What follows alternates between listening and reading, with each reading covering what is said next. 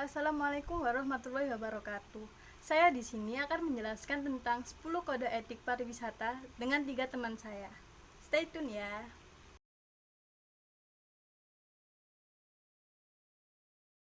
Kode etik pariwisata dunia terdiri atas 10 pasal, yaitu pasal ke-1 adalah kontribusi pariwisata untuk saling pengertian dan saling menghormati antara masyarakat dan wisatawan, yang artinya adalah 1. Pengertian dan promosi nilai-nilai etik bersama pada kemanusiaan dalam semangat toleransi dan hormat terhadap keragaman kepercayaan agama. Yang kedua adalah kegiatan pariwisata harus dilakukan dalam harmoni sesuai dengan kekhasan dan tradisi daerah, negara tuan rumah, dan dengan menghormati undang-undang, adat, dan kebiasaan negara tersebut. Yang ketiga adalah masyarakat tuan rumah di satu pihak dan para pelaku profesional lokal di lain pihak harus belajar untuk mengerti dan menghormati para wisatawan yang mengunjungi mereka dan mencari informasi. Yang keempat adalah pejabat pemerintah mempunyai tugas melakukan perlindungan terhadap para wisatawan dan pengunjung serta harta benda mereka. Pejabat pemerintah harus memberikan perhatian khusus terhadap keamanan para wisatawan. Pejabat pemerintah harus memberikan kemudahan dalam penyediaan sarana informasi, peringatan-peringatan, dan perlindungan, jaminan, dan bantuan yang khusus yang berhubungan dengan kebutuhan wisatawan. Yang kelima adalah para wisatawan dan pengunjung mempunyai tanggung jawab untuk mencari informasi bahkan sebelum mereka berangkat tentang karakteristik negara-negara yang akan mereka kunjungi. Poin kedua yaitu pariwisata sebagai alat pemenuhan kebutuhan individual dan kolektif. Yang artinya pariwisata merupakan suatu kegiatan yang sering dikaitkan dengan waktu luang, waktu santai, olahraga, hingga pengenalan budaya dan alam yang harus diciptakan dan dilaksanakan sebagai sarana yang penting untuk pemenuhan kebutuhan individual dan kolektif. Bila kegiatan ini dilakukan dengan keterbukaan hati, pariwisata merupakan suatu faktor yang tidak tergantikan sebagai autodidak pribadi, sebagai saling toleransi dan latihan terhadap perbedaan yang sah antara rakyat dan budaya. Tidak lupa juga dengan keseragaman kita. Contohnya, kita dapat mengunjungi tempat wisata, mulai dari wisata alam, wisata budaya, hingga wisata konvensi. Kegiatan ini kita lakukan untuk mengurangi kepenatan yang ada pada diri kita. Selain itu, kita juga mendapatkan pengetahuan mengenai keberagaman budaya yang ada pada setiap daerah. Selain untuk memenuhi kebutuhan individual, pariwisata juga dapat memenuhi kebutuhan kolektif. Salah satunya yaitu sebagai terbukanya lapangan pekerjaan baru bagi warga sekitar tempat wisata tersebut. Pasal 3 pariwisata merupakan faktor dalam pengembangan yang berkelanjutan, yaitu yang artinya adalah 1. Menjadi kewajiban semua pelaku pembangunan pariwisata untuk menjaga kelestarian lingkungan alam dalam perspektif suatu pertumbuhan ekonomi yang sehat, berkelanjutan, dan berkesinambungan, tepat untuk memenuhi secara adil kebutuhan dan harapan generasi sekarang dan generasi yang akan datang. Yang kedua adalah semua bentuk pembangunan pariwisata yang memungkinkan penghematan sumber alam yang langka dan berharga, terutama air dan energi. Demikian pula untuk mengurangi produksi sampah harus prioritas dan digalakkan oleh pejabat pemerintah baik nasional, regional maupun lokal. Yang ketiga adalah pengaturan dalam waktu dan jarak arus wisatawan dan pengunjung, terutama pengaturan waktu cuti kerja dan liburan sekolah, dan menyeimbangkan tempat-tempat yang dikunjungi harus diupayakan sedemikian rupa untuk mengurangi tekanan kegiatan pariwisata terhadap lingkungan hidup dan sebaliknya, meningkatkan dampak positif bagi ekonomi lokal maupun bagi industri pariwisata.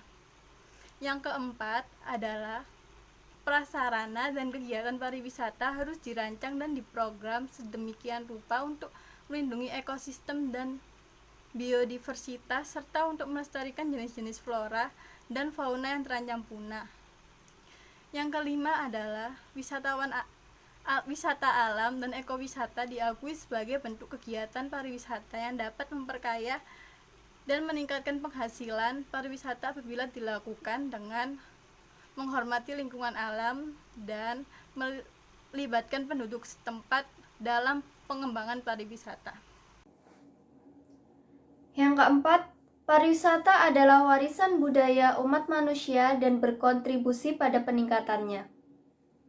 Di pasal keempat ini berisikan penghormatan kepada pewarisan kekayaan seni, arkeologi, dan budaya yang harus dilindungi. Kegiatan pariwisata harus direncanakan sedemikian rupa untuk memungkinkan kelangsungan hidup dan perkembangan hasil-hasil budaya, seni tradisional, dan seni rakyat. Poin kelima yaitu pariwisata merupakan kegiatan yang bermanfaat bagi negara dan masyarakat yang dikunjungi. Maksudnya yaitu penduduk setempat harus diikutsertakan dalam kegiatan kepariwisataan dan secara adil menikmati keuntungan ekonomis, sosial, dan budaya yang mereka usahakan. Khususnya dalam menciptakan lapangan pekerjaan, baik yang langsung maupun tidak langsung timbul dari pariwisata. Kebijakan pariwisata harus diarahkan sedemikian rupa agar dapat meningkatkan taraf hidup masyarakat setempat di wilayah yang mendapat kunjungan dan dapat memenuhi kebutuhan hidup mereka.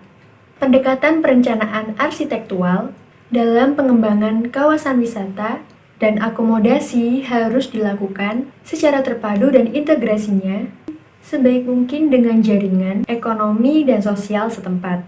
Demikian juga dengan kompetensi yang sama, prioritas harus diberikan kepada tenaga kerja lokal. Contohnya, kegiatan pariwisata dapat dijadikan sebagai lapangan pekerjaan baru bagi warga daerah setempat, sehingga menambah pemasukan daerah dan pemerataan daerah dapat terlaksana. Selain itu, dapat juga memberikan peningkatan bagi devisa negara. Karena kunjungan dari wisatawan yang datang dari dalam negeri maupun dari luar negeri. Kewajiban para stakeholder dalam pengembangan pariwisata. Dalam pelaksanaan industri pariwisata, ada yang disebut sebagai pemangku kepentingan atau stakeholder. Mereka adalah pihak yang terlibat langsung dalam kegiatan pariwisata dan mereka memiliki hak serta kewajiban dalam kegiatan pariwisata. Peran stakeholder dalam pembangunan pariwisata bertugas membuat kebijakan dan perencanaan yang sistematis. Sebagai contoh, pemerintah menyediakan dan membangun infrastruktur pendukung kegiatan pariwisata untuk meningkatkan kualitas sumber daya manusia sebagai tenaga kerja di sektor pariwisata dan lain-lain. Yang ketujuh, hak atas pariwisata. Maksud dari pasal ketujuh ini yaitu wisatawan berhak mengenal dan menikmati kekayaan yang ada di bumi ini. Hak universal atas pariwisata harus dilihat sebagai konsekuensi logis dari hak untuk istirahat dan bersenang-senang. Keluarga, pemuda, dan lanjut usia, serta orang berkebutuhan khusus harus diberi kemudahan dalam berwisata. Kebebasan pergerakan wisatawan. Wisatawan memiliki kebebasan untuk berpergian kemanapun yang diinginkan tanpa ada yang membatasi atau biasa disebut freedom of traveling.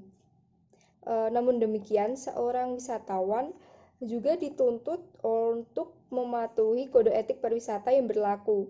Kode etik pariwisata dunia merupakan prinsip dasar yang dipakai sebagai acuan untuk pengembangan pariwisata yang mencangkup komponen ekonomi, sosial, budaya, dan lingkungan yang berhubungan dengan perjalanan pariwisata. Poin ke-9 yaitu hak-hak pekerja dan pengusaha bagi industri pariwisata. Maksudnya adalah hak-hak mendasar para pekerja yang digaji dan pekerja yang digaji bebas dalam industri pariwisata dan kegiatan lain yang terkait harus mendapat jaminan dengan pengawasan dari pemerintah negara asal maupun pemerintah negara tujuan dengan perhatian khusus sehubungan dengan kendala-kendala tertentu terutama yang berkaitan dengan sifat musiman dari kegiatan mereka, dimensi global industri mereka, dan fleksibilitas yang sering terjadi karena sifat dari pekerjaan mereka. Semua perusahaan dan orang setelah diketahui memenuhi aturan-aturan dan kualifikasi-kualifikasi yang diperlukan berhak diakui untuk mengembangkan suatu kegiatan profesional di bidang pariwisata di bawah perundang-undangan nasional yang berlaku. Pengusaha dan penanam modal, terutama dari kalangan perusahaan kecil dan menengah, berhak mendapatkan kemudahan untuk akses memasuki sektor pariwisata dengan sesedikit mungkin pembatasan hukum dan birokrasi. Contohnya yaitu para pekerja industri pariwisata mempunyai hak untuk memperoleh inisial dan melanjutkan pendidikan yang sesuai.